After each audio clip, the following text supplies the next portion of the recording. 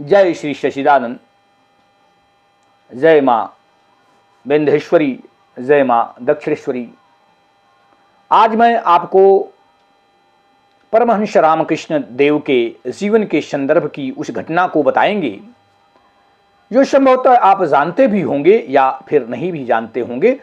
दरअसल रामकृष्ण परमहंस का जीवन हमारे लिए बड़ा ही अनुकरणीय है, इसलिए कि उन्होंने जीवन के संघर्ष को देखा है और जीवन के जो दुखों को झेलते हुए उन्होंने परम गति को प्राप्त हुए। और उनके अनेक शिष्य ऐसे हैं जिन्होंने कि सेवा का एक नया रिकॉर्ड ही स्थापित किया है। आप देखेंगे कि हमारे विश्व के अंदर जितने भी महापुरुष हुए हैं, उनके जन्म से पहले उनके माता पिता को, उनके परिवार वालों को, उनके गांव वालों को, आसपास के वातावरण को एक दैवी अनुभूति का सामना करना पड़ा है। उनके माता पिता को तमाम प्रकार के स्वप्न आए। भगवान राम को ही ले लीजिए, उनके जो माता पिता थे दशरथ जी थे, उनकी माँ कौशल्या जी थी, वो पिछले जन्म में मनु और शत्रुपा थे। तो भगवान ने उनको वरदान दिया था कि वे पुत्र के रूप में आपके यहाँ वे अवतरित होंगे। इसी तरह से भगवान कृष्ण को ही ले लीजिए। जब भगवान कृष्ण का जन्म हुआ तो किस तरह का वातावरण कंस के जो है उस कारागार में हुआ, या फिर आप ईसा मसीह को ही ले लीजिए, गौतम बुद्ध को ही ले लीजिए, महावीर स्वामी को ले लीजिए, या फिर गौरांग प्रभु को ले लीजिए। सभी के जीवन में ऐसी कोई न कोई घटना घटी है। उनके माता पिता को जरूर ऐसा कोई दैवी अनुभव हुआ है जिससे उनको लगता था कि उनके परिवार में या उनके खानदान में एक युग पुरुष का अवतरण होने वाला है। तो मैं बात कर रहा हूँ रामकृष्ण परमहंस के। इनके पिताजी का नाम खुदी राम चट्टोपाध्याय था। इनकी एक बड़ी बेटी थी कात्यायनी, जो कुछ दूरी पर कामारपुकुर से कुछ दूरी पर उनका विवाह हुआ था। तो एक दिन वो बीमार हुई और बीमार होकर के वो जो है अकबक अकबक करने लगी। इस पर जो है वो खुदीराम चट्टोपाध्याय वहाँ पर गए और उनको लगा कि हमारी बेटी के शरीर पर कोई प्रेत बाधा है। तो उन्होंने प्रार्थना किया कि आप कुछ भी हो हमारी बेटी को छोड़ दे। तो बेटी के मुख से आवाज़ निकली, वह आत्मा बोली कि देखो, अगर तुम गया जाकर के पिंडदान करते हो तो मैं तुम्हारी बेटी का साथ इसी क्षण छोड़ दूंगा। उस समय खुदीराम चट्टोपाध्याय की उम्र 60 वर्ष रही होगी। वे पैदल गया जाने का उन्होंने निश्चय किया। चैत का महीना था और वहां जाकर के उन्होंने गदाधर के चरणों में पिंडदान किया। कुछ देर रहने के पश्चात एक दिन वे स्वप्न में देखे कि एक दिव्य पुरुष सिंहासन पर बैठे हुए हैं और उनके दोनों तरफ उनके जो पूर्वज हैं बैठ करके खड़े होकर के वे स्तुति कर रहे हैं।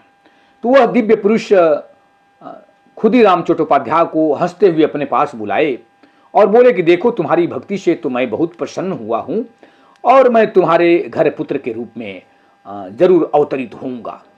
इसके बाद खुदीराम चट्टोपाध्याय का जो है स्वप्न भंग हो गया और वे लगे सोचने कि गया धाम इत्यादि जो धार्मिक स्थल हैं, ये जो आध्यात्मिक पीठ है, यहाँ पर इस तरह का अगर स्वप्न आता है तो वह मिथ्या नहीं हो सकता है, ज़रूर कहीं न कहीं इसमें प्रभु की कृपा है। उन्होंने यह मान लिया कि उनके परिवार में एक पुत्र रत्न की प्राप्ति होगी जो दैवी संपदा का पूरा अधिकारी होगा। एक तरह से नारायण ही उनके परिवार में जन्म लेंगे। लेकिन उन्होंने कहा कि यह बात मैं किसी से नहीं बताऊंगा जब तक कि यह सत्य नहीं हो जाता है।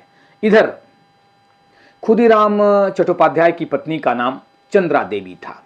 जब खुदीराम चट्टोपाध्याय गया चले गए तो चंद्रा देवी का जो व्यवहार था वे मनुष्य के रूप में देवी दिखाई देने लगी।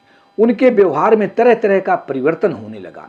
एक दिन की बात है कि रात में उन्होंने अनुभव किया कि उनकी शैया पर कोई दिव्य पुरुष सोया हुआ है। वे चौंक करके उठी और उन्होंने दीपक जलाया, देखा कि वह पुरुष उसी तरह से सोया हुआ है। उन्होंने देखा कि दरवाजा तो बंद है। बड़े आश्चर्य में पड़ गई कि आखिरकार में ये कौन है। थोड़ी देर के बाद वह दिव्य पुरुष वहां से गायब हो गया। कुछ दिन के पश्चात तो उनके घर के सामने शिव मंदिर था। एक दिन वो शिव मंदिर के सामने खड़ी थी और किसी से बातचीत कर रही थी। अचानक उनको लगा कि भगवान शिव का जो दिव्य प्रकाश है उनके शरीर में प्रवेश कर रहा है। उन्होंने अपने इस अनुभव को अपने अगल बगल की महिलाओं को बताया तो महिलाओं ने कहा कि आपको लगता है कोई रोग हो गया है। जब गया से खुदीराम चट्टोपाध्याय आए तो चंद्रा देवी ने उनको ये सब समाचार बताया। तो खुदीराम चट्टोपाध्याय ने कहा कि देखो, हमें पूरा विश्वास है कि भगवान हमारे परिवार में जन्म लेंगे। तुम ऐसा करो कि यह बात किसी से मत बताओ, बस अनुभव करो। तो उसके बाद चंद्रा देवी को नित्य कोई न कोई स्वप्न आता था, कोई न कोई भगवान आते थे, आशीर्वाद देते थे। तमाम प्रकार के पति पत्नी दोनों के साथ इस तरह से होता था। अंत में उन्होंने तय किया कि अब हमें उस शुभ अवसर की प्रतीक्षा करनी चाहिए जब नारायण हमारे घर में अवतार लेंगे। दोनों पति पत्नी बड़ी बेसब्री से भगवान की प्रार्थना करते हुए इस नारायण के आगमन की प्रतीक्षा करने लगे।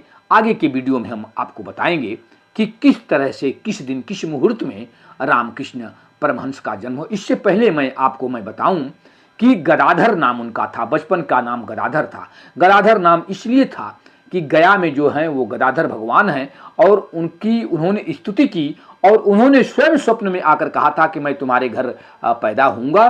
तो जब पुत्र पैदा हुआ तो खुदीराम चट्टोपाध्याय और चंद्रा देवी ने उस बालक का नाम गदाधर रखा, जो आगे चल करके परमहंस रामकृष्ण देव के नाम से प्रसिद्ध हुए।